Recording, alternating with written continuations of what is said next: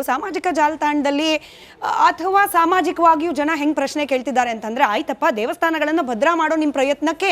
ಯಶಸ್ಸಿಗ್ಲಿ ನಮಗೂ ಕೂಡ ಅದು ಬೇಕಿತ್ತು ಧೈರ್ಯ ಮಾಡಿ ದರ್ಗಾದ ಒಳಗೆ ಏನು ನಡೀತಾ ಇದೆ ಧೈರ್ಯ ಮಾಡಿ ಮಸೀದಿಗಳ ಒಳಗೆ ಏನು ನಡೀತಾ ಇದೆ ಧೈರ್ಯ ಮಾಡಿ ಚರ್ಚ್ಗಳ ಒಳಗೆ ಏನು ನಡೀತಾ ಇದೆ ಅದಕ್ಕೂ ಕೂಡ ಒಂದು ಪಾರದರ್ಶಕ ವ್ಯವಸ್ಥೆಯನ್ನು ತರೋ ಪ್ರಯತ್ನ ಸರ್ಕಾರ ಮಾಡಲಿ ಅಂತ ಹೇಳಿ ಚರ್ಚ್ಗಳಲ್ಲಿ ಹಗರಣ ಆಗಿಲ್ವಾ ದುಡ್ಡಿಗೆ ಸಂಬಂಧಪಟ್ಟಂತೆ ನಾವು ಒಂದು 4 ಉದಾಹರಣೆ ಕೊಟ್ಬಿಟ್ಟು ತೋರಿಸ್ತಾ ಇದೀವಿ ವೀಕ್ಷಕರದನ್ನ ಗಮನಿಸಬಹುದು ಟೆಕ್ಸ್ಟ್ನ ರೂಪದಲ್ಲಿ ಮಸೀದಿಗಳು ವಫ್ಗಳ ವಫ್ ಬೋರ್ಡ್ನ ವಿಚಾರದಲ್ಲಿ ಅವ್ಯವಹಾರಗಳಾಗಿಲ್ವಾ ನಾನು ಆಗ್ಲೇ ಜಮೀರ್ ಅಹಮದ್ ಅವರೇ ಆನ್ ದ ಫ್ಲೋರ್ ಹೇಳಿರುವ ವಿಚಾರವನ್ನ ಎಕ್ಸಾಂಪಲ್ ಕೊಟ್ಟು ಹೇಳಿದೆ ಈ ಪಾರದರ್ಶಕತೆ ತರೋ ಪ್ರಯತ್ನ ರಘು ದೊಡ್ಡೇರಿ ಅವರೇ ತಾರತಮ್ಯ ಆಗಬಾರ್ದಲ್ಲ ಹಿಂದೂಗಳಿಗೆ ಮಾತ್ರ ರಕ್ಷಣೆ ಮಾಡ್ತೀವಿ ಮುಸಲ್ಮಾನರು ಹಾಗೆ ಕ್ರಿಶ್ಚಿಯನ್ನರ ಆಸ್ತಿ ಯಾರು ಹೊಡ್ಕೊಂಡು ಹೋಗ್ಲಿ ಅಂತ ಇರಬಾರ್ದಲ್ವಾ ರಾಜ್ಯ ಸರ್ಕಾರದ ನಿಲುವು ಅಲ್ಲ ನಿಮ್ಮ ಕನ್ಸರ್ನ್ ನಮಗೆ ಥ್ಯಾಂಕ್ಸ್ ಮೊದಲನೇದಾಗಿ ಒಂದು ವಿಚಾರವನ್ನು ಹೇಳ್ತೇನೆ ಇವತ್ತೇನು ರಾಜ್ಯ ಸರ್ಕಾರ ಮಾನ್ಯ ಮುಖ್ಯಮಂತ್ರಿಗಳು ಈ ತೀರ್ಮಾನವನ್ನು ತೆಗೆದುಕೊಂಡಿದ್ದಾರೆ ಈ ತೀರ್ಮಾನ ಕರ್ನಾಟಕದಲ್ಲಿ ತೆಗೆದುಕೊಂಡಿದೆ ಬಿಜೆಪಿಯ ಯೋಗಿ ಆದಿತ್ಯನಾಥ್ ಅವರ ಸರ್ಕಾರ ಬಿಜೆಪಿ ನರೇಂದ್ರ ಮೋದಿ ಅವರ ಸರ್ಕಾರ ರಾಮನ ದುಡ್ಡನ್ನು ಕೂಡ ಉಳಿಸಕ್ಕಾಗ್ಲಿಲ್ಲ ರಾಮನ ದುಡ್ಡನ್ನು ಏನೋ ಕಳ್ತನ ಮಾಡೋದನ್ನು ತಡೆಯಕ್ಕಾಗ್ಲಿಲ್ಲ ಆ ಕಾರಣದಿಂದ ಆ ತಪ್ಪು ನಮ್ಮ ಸರ್ಕಾರದ ಮೇಲೆ ಬರೋದು ಬೇಡ ಹಿಂದೂಗಳ ಅಥವಾ ನಮ್ಮ ಏನೋ ನಂಬಿಕೆ ಇದ್ದಿಲ್ಲ ಭಕ್ತರ ನಂಬಿಕೆಯನ್ನ ಹಾಳು ಮಾಡಬಾರ್ದು ಅಂತ ಹೇಳಿ ನಾವು ಅದನ್ನ ಇದು ಮಾಡ್ತೇವೆ ಮೊದಲನೇದು ನಾವು ಯಾವಾಗ್ಲೂ ಒಂದೇ ಅಂತ ಹೇಳಿದ ನಾವು ಧಾರ್ಮಿಕ ಸಂಸ್ಥೆಗಳಲ್ಲಿ ಯಾವುದೇ ಧಾರ್ಮಿಕ ಸಂಸ್ಥೆಗಳಲ್ಲಿ ಹಣದ ವಹಿವಾಟಿರ್ಲಿ ಯಾವುದನ್ನ ಆಗ್ಲಿ ನಾವು ಏನು ಸರ್ವ ಜನಾಂಗದ ಶಾಂತಿಯ ತೋಟ ಕರ್ನಾಟಕ ನಾವು ಈ ಭಾಷೆ ಜಾತಿ ಧರ್ಮ ಯಾವುದನ್ನು ನೋಡೋದಿಲ್ಲ ನಾವು 7 ಕೋಟಿ ಕನ್ನಡಿಗರ ಸರ್ಕಾರ ಚುನಾವಣೆ ಗೆಲ್ಲೋದಕ್ಕೆ ಮೊದಲು ಪಕ್ಷ ಬಟ್ ಚುನಾವಣೆ ಗೆದ್ದ ನಂತರ ನಮ್ದು ಸರ್ಕಾರ 7 ಕೋಟಿ ಕನ್ನಡಿಗರ ಅಧಿಕಾರ ಕೊಟ್ಟಿದ್ದಾರೆ ಆ 7 ಕೋಟಿ ಕನ್ನಡಿಗರ ಭಾಷೆ ಧರ್ಮ ಯಾವುದನ್ನು ನೋಡದೆ ಮಾಡ್ತೇವೆ ಇವಾಗ ನಿಜವಾಗ್ಲೂ ಚರ್ಚೆ ಆಗ್ಬೇಕಾಗಿರ್ತಕ್ಕಂಥದ್ದು ಹಿಂದೂ ಏನು ಬೇರೆ ಬೇರೆ ಧರ್ಮದಲ್ಲಿ ಗಲಾಟೆ ಆಗಿದೆ ಅಥವಾ ದುಡ್ಡಾಗಿಲ್ವಾ ಅಂತ ಹೇಳಿ ತಪ್ಪಿಸ್ಕೊಳ್ಳೋದಲ್ಲ ಇವತ್ತು ನಿಜವಾಗ್ಲೂ ಚರ್ಚೆ ಆಗ್ಬೇಕಾಗಿರೋದು ಅಲ್ಲೂ ಭಾವನೆ ಇಲ್ಲ ಇಲ್ಲ ನೀವು ಇಡೀ ಡಿಬೇಟ್ ತಿರ್ಚೋ ಪ್ರಯತ್ನ ಮಾಡ್ತಿದ್ರಿ I am sorry I can't allow this ಇಲ್ಲ ನಾವು ಪ್ರಶ್ನೆ ಮಾಡ್ತಿರೋದು ಕಾಳಜಿ ಅವ್ರ ಬಗ್ಗೆನೂ ತೋರಿಸಿ ಅನ್ನೋ ಕಳಕಳಿ ಅದನ್ನ ನೀವು ಅಲ್ಲಿ ಯಾಕೆ ಮಾಡ್ತಿದ್ರಿ ಇಲ್ಲಿ ಯಾಕೆ ಮಾಡ್ತಿಲ್ಲ ಅನ್ನೋದನ್ನ ತರ್ಕ 22 ನಿಮಿಷ ನೀವು ಆಲ್ರೆಡಿ 5-6 ಬಾರಿ ಈ ಪ್ರಶ್ನೆನ ಕೇಳಿದಿರಿ ದಯವಿಟ್ಟು ನನಗೆ ಸಿಕ್ಕಿರ್ತಕ್ಕಂಥದ್ದು ಈಗ 22 ನಿಮಿಷ ಕೇಳಿಸ್ಕೊಳ್ಳಿ 20 ನಿಮಿಷ ಆದ್ಮೇಲೆ ನನಗೆ ಸಮಯ ಸಿಕ್ಕಿದೆ ದಯವಿಟ್ಟು ನಾನು ಮಾತಾಡೋಕೆ ಅವಕಾಶ ಕೊಡಿ ಹೌದು ನನ್ನ ಸಮಯನ ಕೇಳಿ ನನ್ನ ಸಮಯನ ದಯವಿಟ್ಟು ಬಿಡಿ ನನ್ನ ಅಭಿಪ್ರಾಯವನ್ನ ತಿಳಿಸಕ್ಕೆ ಅವಕಾಶ ಕೊಡಿ ಇವತ್ತು ನಿಜ ತಿರ್ಚದಲ್ಲ ನನ್ನ ಅಭಿಪ್ರಾಯ ತಿಳ್ಸಕ್ ಬಂದಿರೋದು ನಿಮ್ಮ ಅಭಿಪ್ರಾಯ ಕೇಳಕಲ್ಲ ನಾನು ಬಂದಿರತಕ್ಕಂಥದ್ದು ದಯವಿಟ್ಟು ಬಿಡಿ ನನ್ನ ನೋಡಿ ಒಂದ್ ನಿಮಿಷ ನೀವು ನೀವು ಪ್ರಶ್ನೆಯನ್ನ ಕೇಳಿದಿರಿ ನೀವು 20 ನಿಮಿಷ ಪ್ರಶ್ನೆಯನ್ನ ಕೇಳಿದಿರಿ ಮಾತಾಡಕ್ ಅವಕಾಶ ಕೊಟ್ಟಿದ್ದೀರಿ ನನ್ನ ಅವಕಾಶದಲ್ಲಿ ಸಮಯ ಕೊಡಿ ಇಲ್ಲ ನೀವು ಬೇರೆ ಮಾಡಿ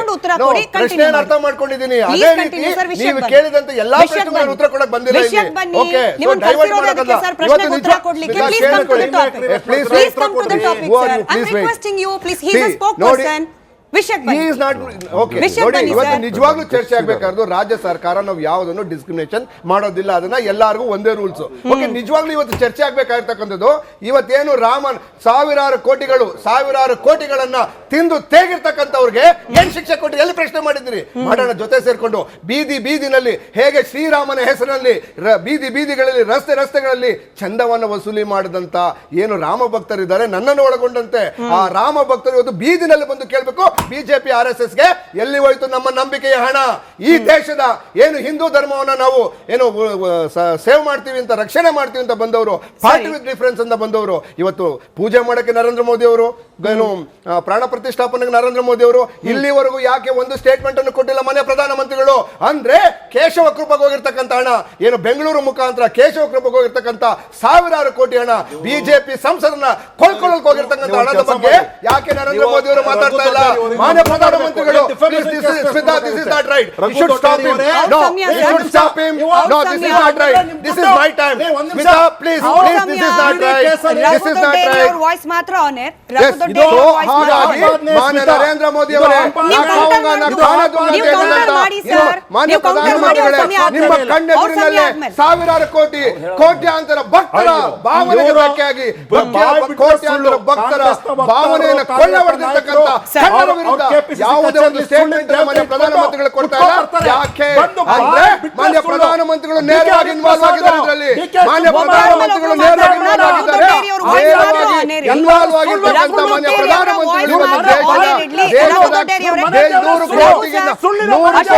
ಹೆಚ್ಚಿನ ಹಿಂದೂಗಳ ಭಾವನೆಯನ್ನ 100 ಕೋಟಿಗೂ ಹೆಚ್ಚು ಹಿಂದೂಗಳ ಇಬ್ಬರದು mic off Raghu sir Raghu Dodderi ಅವರೇ ಹಾಗೆ ಅಶೋಕ್ ಗೌಡ್ರೆ ಬಹಳ ಸೂಕ್ಷ್ಮವಾದ ವಿಚಾರ. ಎಷ್ಟು ಸಮಾಧಾನವಾಗಿ ಮಾತನಾಡ್ತೀವೋ ಅಷ್ಟು ಅನುಕೂಲ ಆಗುತ್ತೆ. ರಘು ಸರ್ ನೀವು ಮಾತನಾಡಿದ್ರಿ, ಆಯ್ತು ನಿಮ್ ಸಮಯ ಬಂದಾಗ ನೀವು ಕೌಂಟರ್ ಮಾಡಿ. ರಘು ಸರ್ ನಾವು ಒಪ್ಕೊಂಡ್ವಿ, ರಾಮ ಮಂದಿರದ ವಿಚಾರದ ಬಗ್ಗೆ ನಾವು ಚರ್ಚೆ ಮಾಡಿದ್ದೀವಿ, ನೀವೇ ಅವತ್ ಪ್ಯಾನಲಿಸ್ಟ್ ಇದ್ರಿ, ನಾನು ಅದನ್ನ ಒಪ್ಕೊಂತ ಇವತ್ ನಾವು ಚರ್ಚೆ ಮಾಡ್ತಾ ಇರೋದು ರಾಜ್ಯ ಸರ್ಕಾರ ತಂದಿರುವ ಮಾರ್ಗಸೂಚಿ ಆಗಿರೋದ್ರಿಂದ ಕೇಳ್ತಿರೋ ಪ್ರಶ್ನೆ ಸಿಂಪಲ್ ಸರ್. ಜಮೀರ್ ಅಹಮದ್ ಖಾನ್ ಅವರು ಸಚಿವರಾಗಿದ್ದಾಗ ಆನ್ ದ ಫ್ಲೋರ್ ಹೇಳಿದ್ದಾರೆ ವಫ್ನ ಆಸ್ತಿಯನ್ನ ಮುಸಲ್ಮಾನರೇನೇ ಕಬಳಿಸಿದ್ದಾರೆ, ಅದರಲ್ಲೂ ಬರೋಬ್ಬರಿ 17,000 ಎಕರೆಯಷ್ಟು ಜಾಗವನ್ನ ಅಂತಂದಾಗ ಅದನ್ನ ವಾಪಸ್ ಕೊಡಿಸುವ ದಾಯತ್ವ ಕೂಡ ಕಾಂಗ್ರೆಸ್ ನೇತೃತ್ವದ ಸರ್ಕಾರದ ಹೌದು ಅಲ್ಲ. ಒಂದು ನಿಮಿಷ ಕಾಂಗ್ರೆಸ್ ಸರ್ಕಾರದ ಯಾಕ ಮಾತ್ರ ಜವಾಬ್ದಾರಿ ಅದು?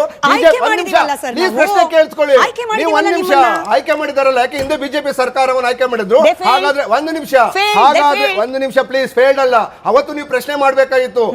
ವಕ್ತು ವಿಚಾರಗಳಲ್ಲಿ ಮತ್ತೆ ಬೇರೆ ಬೇರೆ ಧರ್ಮದ ಏನು ಆಸ್ತಿಗಳ ವಿಚಾರದಲ್ಲಿ ಚರ್ಚೆ ಆಗಿದೆ. ಬಿಜೆಪಿ ಸರ್ಕಾರ ಕಾಂಗ್ರೆಸ್ ಸರ್ಕಾರ ಮಾತ್ರ ಅಲ್ಲ, ಎಲ್ಲಾ ಸರ್ಕಾರಗಳ ಜವಾಬ್ದಾರಿ ಧಾರ್ಮಿಕ ನಂಬಿಕೆ ಕೊಟ್ಟಿರ್ತಕ್ಕಂಥ ಆಸ್ತಿಗಳನ್ನ ಉಳಿಸೋ ಜವಾಬ್ದಾರಿ ಪ್ರತಿಯೊಬ್ಬರಿಗೂ ಇದೆ. ಅದೇ ಕಾರಣಕ್ಕೋಸ್ಕರ ಕಾಂಗ್ರೆಸ್ ಸರ್ಕಾರ ಬಂದ ನಂತರ ಮೊಟ್ಟ ಮೊದಲನೇ ಬಾರಿಗೆ 16,000 ಹೆಕ್ಟೇರ್ ಜಮೀನನ್ನ, ಹಿಂದೂ ದೇವಾಲಯಗಳ ಜಮೀನನ್ನ ಸರ್ಕಾರದ ಏನು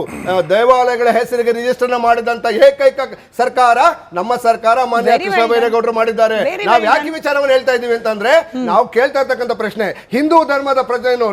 ರಕ್ಷಕರು ನಾವು ಅಂತ ಹೇಳಿ ಪಾರ್ಟಿ ವಿತ್ ಡಿಫರೆನ್ಸ್ ಅಂತ ಬಂದಂತವ್ರು ಇವತ್ತು ಯಾಕೆ ಸೈಲೆಂಟ್ ಆಗಿದ್ದೀರಿ? ಹಿಂದೂ ಧರ್ಮ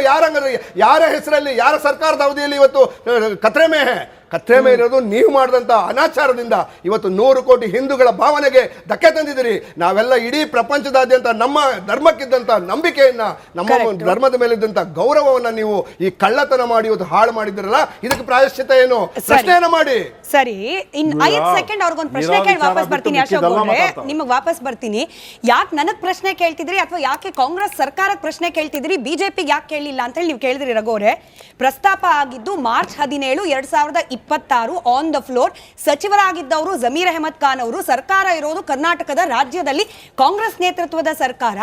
ಸಚಿವರು ಪ್ರಸ್ತಾಪ ಮಾಡಿದಾಗ 17,000 ಎಕರೆ ಜಾಗ ಮುಸಲ್ಮಾನರದ್ದು ಕಬ್ಜಾ ಆಗಿದೆ, ಮುಸಲ್ಮಾನರಿಂದಲೇ ಅಂದಾಗ ನಾವು ಪ್ರಶ್ನೆ ಕೇಳಬೇಕಾಗಿರೋದು ಹಿಂದಿದ್ದ ಬಿಜೆಪಿ ಸರ್ಕಾರನೋ ಈಗಿರುವ ಕಾಂಗ್ರೆಸ್ ಸರ್ಕಾರನೋ? ನಾನು ಅನ್ಕೊಂಡೆ ಸರ್ ಕೇಳಬಹುದು ಪಾಷಾ ಸರ್ ಅಂತ ಹೇಳಿ, ಅವ್ರು ಕೇಳ್ತಿಲ್ಲ, ಅವ್ರ ಪರವಾಗಿ ನಾನು ಕೇಳ್ತಿದ್ದೀನಿ. ನೋಡಿ, ಅದನ್ನ ಅವತ್ತು ನಮ್ಮ ಸರ್ಕಾರ ಬಂದ ನಂತರ ಅದು ಕಬ್ಜಾ ಆಗಿರ್ತಕ್ಕಂಥದ್ದಲ್ಲ. 106 ವರ್ಷಗಳಿಂದ ಕಬ್ಜಾ ಆಗಿರ್ತಕ್ಕಂಥ ಜಮೀನನ್ನ ಬಿಡಿಸುವಂತ ಕೆಲಸ ನಮ್ಮ ಸರ್ಕಾರ ಮಾಡ್ತಾ ಇದೆ. ಅದೇ ಕಾರಣಕ್ಕೆ ಕಬ್ಜಾ ಆಗಿದೆ ಅಂದ್ರೆ ಸರಿಸುಮಾರು 17,000 ಎಕರೆ ಜಮೀನು ಏನು ಕಬ್ಜಾ ಆಗಿದೆ ಅಂತ ಹೇಳುವಂತ ಧೈರ್ಯ ನಮ್ಮ ಸರ್ಕಾರನೇ ಮಾಡಿದ್ದು, ನಮ್ಮ ಮಂತ್ರಿಗಳೇ ಮಾಡಿದ್ದು. ಅಂದ್ರೆ ಆ ಧೈರ್ಯವನ್ನ ಬಿಜೆಪಿ ಸರ್ಕಾರ ಮಾಡಲಿಲ್ಲ. ಹಿಂದೆಗಡೆ ನಾವು ಮಾಡಿದ್ದೀವಿ ಅಂತ ಹೇಳಿದ್ರೆ ಜನರ ಪರವಾಗಿ ಧಾರ್ಮಿಕ ನಂಬಿಕೆಯನ್ನು ಉಳಿಸುವಂತ ಕೆಲಸ, ವಿವಿಧ ಧರ್ಮಗಳ ಆಸ್ತಿಗಳನ್ನು ಉಳಿಸುವಂತ ಕೆಲಸವನ್ನ ನಾವು ಮಾಡಿದ್ದೇವೆ, ಮಾಡೇ ಮಾಡ್ತೇವೆ. 16,000 ಎಕರೆ ಹಿಂದೂ ದೇವಾಲಯಗಳಿಗೆ ಏನ್